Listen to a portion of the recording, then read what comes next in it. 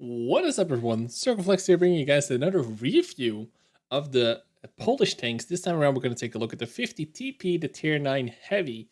And yeah, let's just get right into it, boys. All right, so taking a look here, thanks to the G, these are the stock stats that you're going to get whilst it's fully equipped. Because, you also have the old 122 mil, but you got to be wanting to use the 130 mil. So what does this tank do compared to the tier 8 once you transition into this one? You basically have the same kind of deal where your hull armor isn't too good, but just about good enough.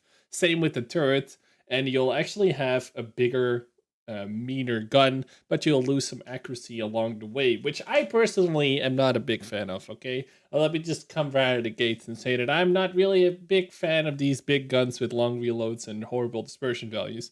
Now, you can find a lot more derpier guns than this, but 0.4 dispersion is really annoying, and Feast Tank's aiming time is also pretty long. But considering that's the 130 mil with 560 damage, which is a bit of an odd number, one of the highest damage per shots, AP shots in the game at tier 9 on a heavy. The only thing that's bigger, I think, is a Type 4, with the AP gun is like 600, I believe. Something along those lines. But yeah, anyway, the package itself is nothing too horrible, but let's just take a look, right? This is how most people are going to want to equip it. You're going to always use the Verzep, always use Rammer, always use the Optics, right? There's not a lot of choice here. You only have the base true range of 380, which means you can't really do any food, ventilation, and no optic memes. You just don't have enough base true range to do that. So you can get full view range or 445 or higher view range, 448, which is decent, right? And there's of course with Brothers in Arms Recon and Situational Awareness, which hopefully you will have by now. Now, there's only one really annoying thing about this, and that's true for the entire Polish line, is that your commander is also the radio guy. So your commander needs 4 crew skills to be at least decent, because actually you want to have 5.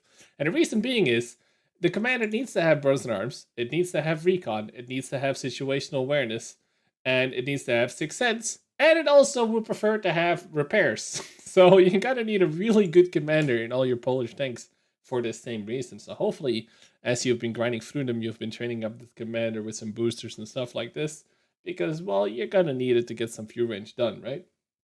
Anyway, once you have it equipped the same way I have, it starts to look like this, and I'm still running the same setup I did as the tier 8, which is a large repair kit, a first aid kit, and some food as well.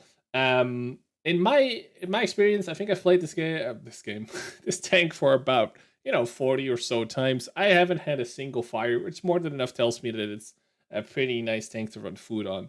Regardless of the fact that you can actually get the full free range without food, I still like to run it just to help with all the other stats, right? 10% is quite a big buff. Now, you will lose 20k per game and 40k per game. You also run a large repair kit. So if you want to cheapen out a little bit, I would actually advise you to still run a large repair kit and no food then, and then you still have enough view range, right? So I'm in a little bit more tryhard than that, and as I've told you in my tier 8 review, my crew is actually pretty good because I free marked the Poodle and I got, I think, the first mark on the tier 8 premium heavy. So my crew was pretty well trained for the release of the Polish tech tree, which is rather nice whilst you're grinding through it. But yeah, this is what it looks like. Almost 2600 DPM, reload time was just below 13 seconds, aiming time of 2.69, dispersion of 36, and all of this kind of amounts into a tank that is just, it's average, right? So let's take a look at the 3D model. As you can see, the hull on the upper plate is quite good, going over 300 easily, and the driver's hatch is a weak spot for these tiers at 230 or so. If you're facing tier 7s, people will still bounce this as well. But here's the problem I have with it. It is that gigantic, enormous lower plate of 200 pen, or 200 armor, I should say, effective armor, is just horrible, right? This is lower plate is gigantic. Like, it's hard to miss. And on a lot of maps, even with 8 degrees of gun depression, you're not even gonna hide this lower plate super well on a lot of maps. You kind of need 10 degrees on a lot of maps to get away with not showing your lower plate in this tank, and you simply don't have it. You have 8. Now, the turret is pretty solid, although the bigger guns can pen your turret roof, and there's still the cupolas as well. But the cupola is obviously pretty small, but they are really weak, so 180-ish.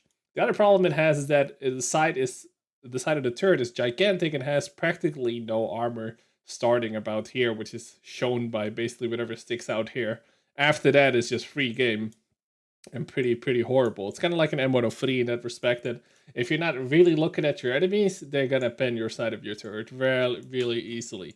Now it's a big tank, and the turret is also big, which means that artillery will have a freaking field day with you. And I found that during my playtime, that whenever you get arted, you tend to lose one crew member, if not two.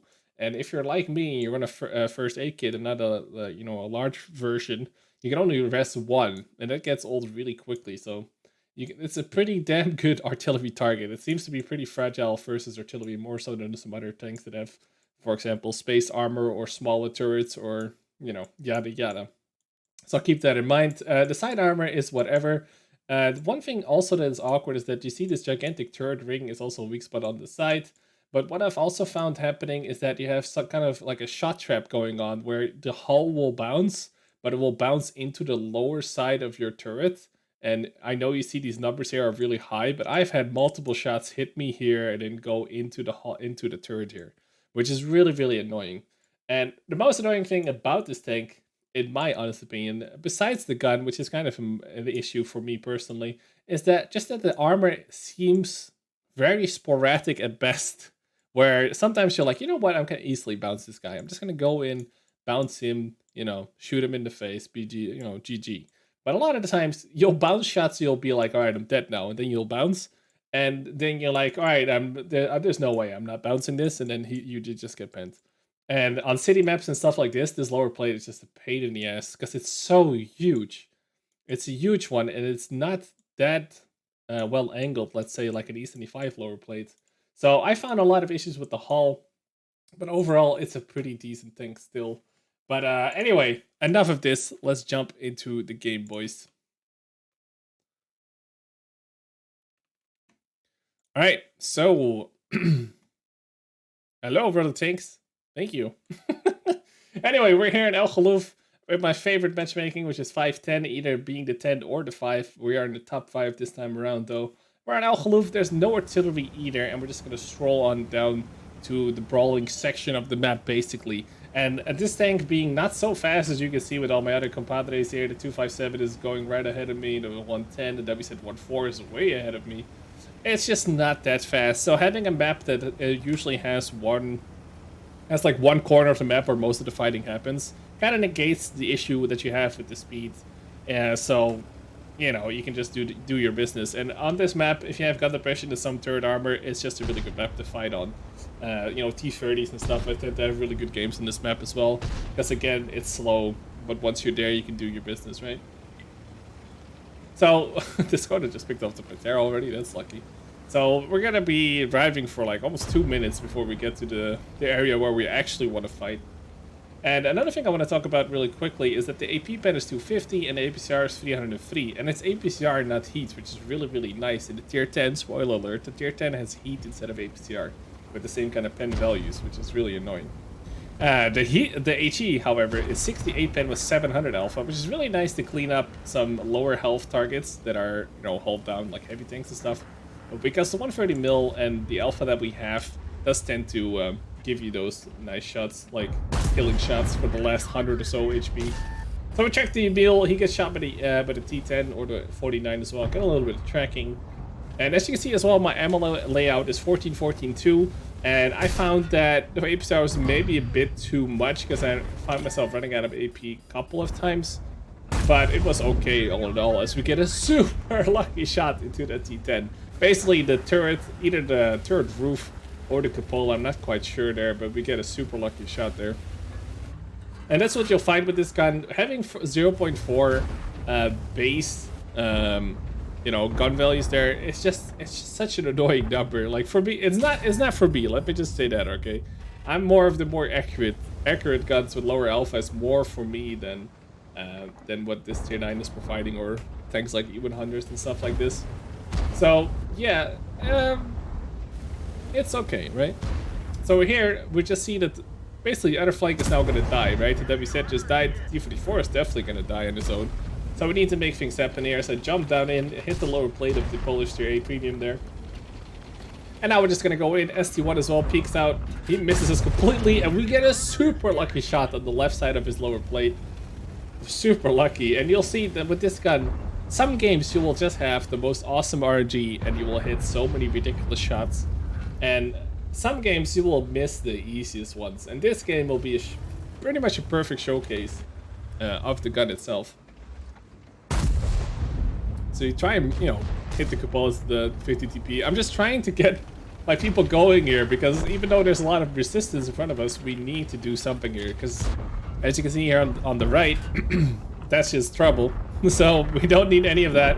And if they are going to go cap, we just lose automatically anyway, because we're all pretty slow to go back. So I'm just like, you know what? It's time to push. I take the hit of the T10. I bounce the Polish tier 8 to the regular tank to 53. And that's a pretty worthy trade-off. And that's something you'll find with 560 Alpha. It's one of the highest alphas on a heavy in the game. I think only the Type 4 with the AP gun is higher at like 600 or so. Which means you will out-trade, which is one benefit of it, right? And it also kind of comes down to playstyle, as we try and get the ST1 lower blade here once again. But I think he got his tracks back just fast enough. And now we're just dueling with the T10. See if he gives us any side shots here. So he goes for it. That should be an easy shot, but nope, we hit right in front of him, missing completely. And that's pretty much should have been a hit, right? I think he underestimated our gun depression here.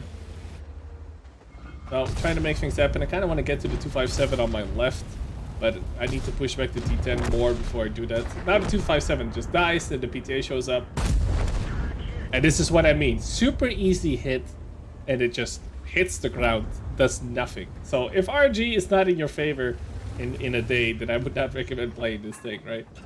And now we get a nice shot, aim a little bit longer, and we hit for 283, which is really nice in tier 8 regular one, the Polish 53 TP. And I'm just like, alright, we need to get going, please. We need to kill these people before all the enemies arrive. And this is weird, because that spot is not actually a weak spot. With 250 pen, it's a yellow pen marker. But look at this. This looks like a pen marker to me, boys. But we do no damage. It is what it is. We go back because we're still reloading. I don't want to give him any free shots. You never know with this hull or just standard armor layout. You almost never really know, you know, how far you can take it and if you'll actually bounce a shot and stuff like this. Try to go really cheeky for his cupola, but shooting from below up into the cupola tends to not do any damage. So it is what it is. So now we're gonna go ahead and go for the ST1 here. And we need pretty much the lower blade. He fires at us as we're still busy trying to side scrape. Gives us ample time to kill him.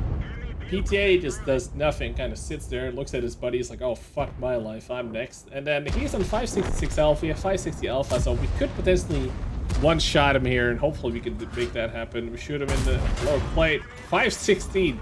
That's a pretty significant low roll, and now you can see that the T10 actually jumped in and is killing my team here. So I need to hurry up, take out some guns out of this fight. So I'm just gonna push the PTA, and hopefully we can just get a clean shot off here. But as you can see, there's some really weird rocks which screwed over our aiming. So that kind of threw me off. I had to make sure that I kill him. He does put a shot into us. He loaded heat as well. First one bounced, this one goes through. And then here, I make the decision, you know what, that ISU hasn't been spotted in a while, and people like to sit up this ledge here, and then they can shoot at whatever is going to come down from this hill or climbs up this hill. So I'm like, you know what, hell to the no. I'm just going to go back and support my W set, and, you know, we need to take out that T10 before he kills pretty much all of my teammates there. So we're going to go help the W set here. And there's still the 53 TP and the Betchet alive as well. And the T10 is going in for the M4. He gets shot, and then we go for a cheeky side shot, and get a super lucky shot. Again, half your shots will miss for no reason, and the other half will hit for also no reason. And now we're dipping into the APCR. Like I said, I'm running 14-14 and then 2, I believe. So we're dipping into the APCR out of sheer necessity here, basically. Having done almost 5,000 damage. And trying to get the kill on this guy so he doesn't kill my 257, because if he bent the 257, he would have been a dead man. And here, the W-Stick gets super lucky. Snapshots the Betchet into a fire. The Betchet actually retaliates like with 2 or 3 pens there. So W-Set is now low health. The T10 is on, like, I think a one-shot for us as well. So we know the Betchet is a one-shot. We know the T10 is a one-shot. We don't know about the SU-101. So he could be on full health for all we know. And then there's the ISU, who hasn't been spotted in forever. The SU-101 shows up. We don't even give him the time. We snapshot him. Nice kill there, because we have to hurry up, right? We need to catch up to the Betchat. We need to catch up to the T10 and not let him get away. And speaking of the Betchat, for some reason, he came back, and we just like, alright, I guess I'll kill you too. And we also do the crucial spot of the T10, so now we know where the T10 is. We just don't know where the ISU is, so this is kind of risky, because for all we know, the ISU is here, the T10 is doing the greatest bait of all life, right? In our lifetime. So it's a bit risky, but I'm like, you know what, if I could pick him off here, that's just GG straight away. So I do fire the blind shot, even though it's the APCR, kind of a pricey blind shot, but I'm just like, alright, this ISU hasn't been shooting anyone yet. Where the hell is this guy? So the 257 is going to go into their base, the WZ and I are going to go to our own base, because I'm still worried about maybe getting capped or so.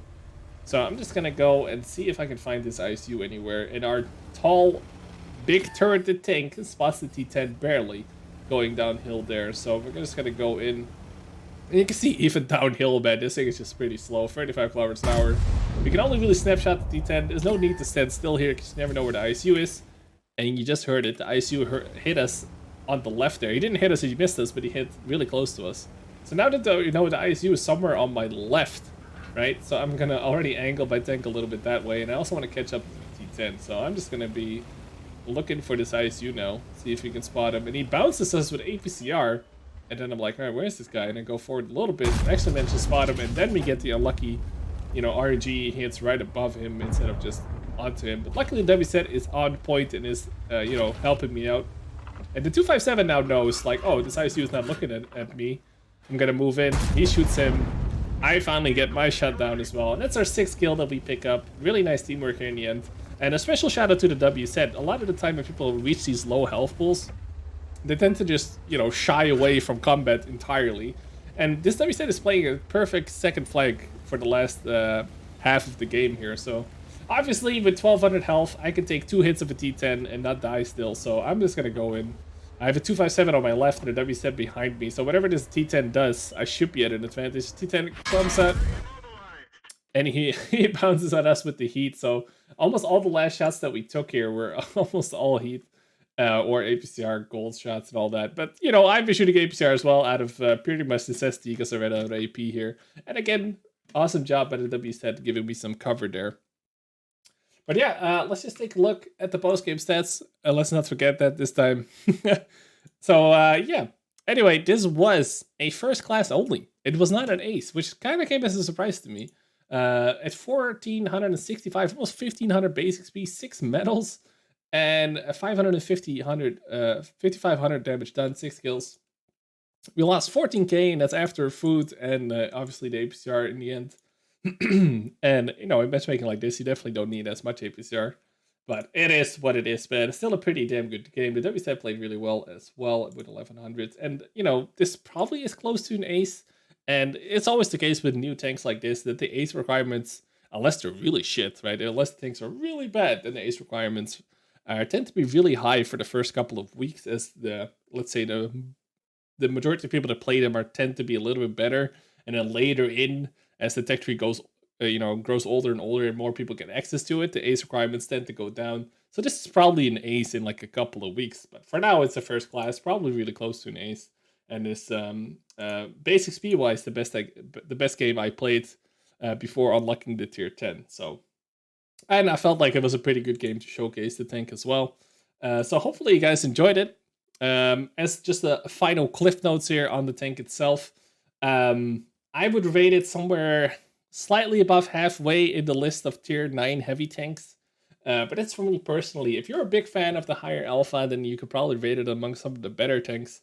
But in my experience, I feel like the WZ 11114, the Chinese heavy tank, is just a better version of this tank, in my opinion.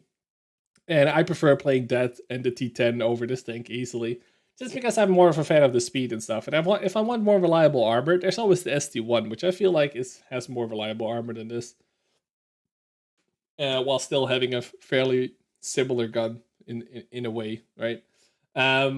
So yeah, I think it's a pretty decent tank, but you know, it's also tier 9, and tier 9 is just such a good tier that you can put almost the most crappiest designs on tier 9. They will still do reasonably well, just because they have so much health, and this thing still has a turret, and it still has a pretty good gun.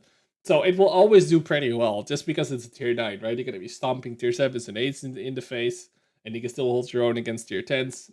There's a reason why I think tier 9 is the best tier there is, but it's also the tier where it's really hard to make a bad tank. Then there's only a couple of exceptions, like the WC-120, for example, is just not a really good tank. And, this tank, not bad. If you prefer its playstyle, it's probably one of the better tanks at tier 9. I am more a fan of the slightly faster T10, for example.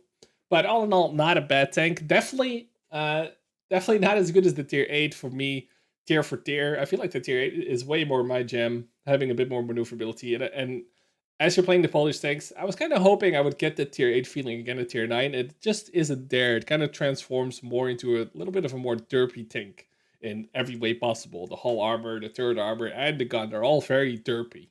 So, anyway, hopefully you guys enjoyed this review once again. Yeah, that's it really. Don't forget to subscribe if you haven't already. Check out some other videos. Maybe check out the tier 8 review I did yesterday on the Polish Heavy as well. Check that one out if you haven't already. Thanks as always for tuning in. Don't forget to check out my live streams at twitch.tv/Circon. I'm live almost every weekday for the most of the time. So yeah, anyway, peace out guys.